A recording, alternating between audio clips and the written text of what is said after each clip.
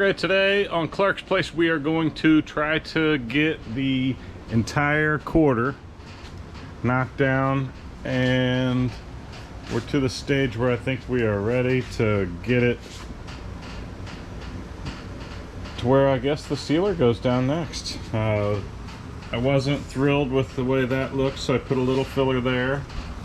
And then I had a couple pinholes here and just this edge rounded a little bit on both sides, so I put a little bit more in to just try to perfect that edge coming down with the door and the quarter, or door and the fender.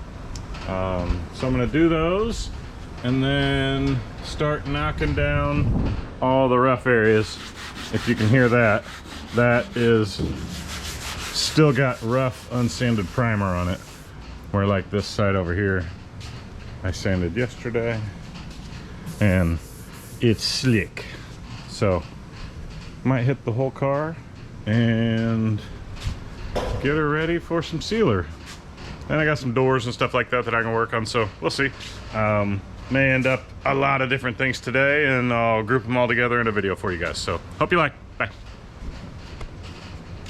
All right, right out of the gate here, I think I'm getting some tools together and throwing some new sandpaper on. I'm a new sandpaper all the time kind of guy. I don't know, as sandpaper sits, it gets dirt and all kinds of stuff on it, and I'm trying to keep the surface of the car as clean as possible. If you've gotten grease on a car and gotten to the painting stage and there's still dirt and still residue on it that causes your paint to really fisheye and go apart, you'll know what I mean. But you can kind of see as I'm blocking there, you can see some of the black primer that's underneath the gray. I always spray a black layer of primer and then a gray layer of the high build stuff. And so you can see as I'm getting my problem areas worked there around that tail, this is the quarter that came from AMD all smashed on the skid when it came. I've worked the heck out of that, and you can see it's pretty well flat now. It's sanding down through, and it's sanding down into the black out of that top layer, but I think it's all pretty much gotten to the same plane now. And I think I'm coming down the tail of it there, the rear valance. It's funny, the rear valance on the Charger actually welds in and connects via that corner piece, welds into the quarter, welds into that corner piece, and then welds onto the back of the body. I mean, it's all kind of all one body piece all together right there. So it's definitely a weird rear valance to get installed, and took a lot of measuring, a lot of mocking it into place before I finally did any welding. And I think I welded that corner piece on first and then got it placed exactly right, had the quarters a little bit loose to where I put the rear valance on, and then wherever the rear valance went, that's where I tacked and I welded all the quarters in place. So I knew I was working with the right dimensions there, but all I have is pictures of all of that. I don't have any video. Oh, there's Pops. He came in, and I think he started working on the Challenger over there in the background. But I'm going to town with the multi-tool and getting that whole bottom edge of that rocker. Those are neglected on a lot of cars, and I don't know why I pay attention to them. I always look to see the rocker, to see the top of the car can look great, but usually the bottom of the rocker, somebody neglects them. So that's always something I pay attention to. So I'm working the bottom edge of the rocker and kind of that place that had the extended area there that matches up with the fender, and just kind of going around hitting some places here that I know need work. And yeah, still hit with the multi-tool there.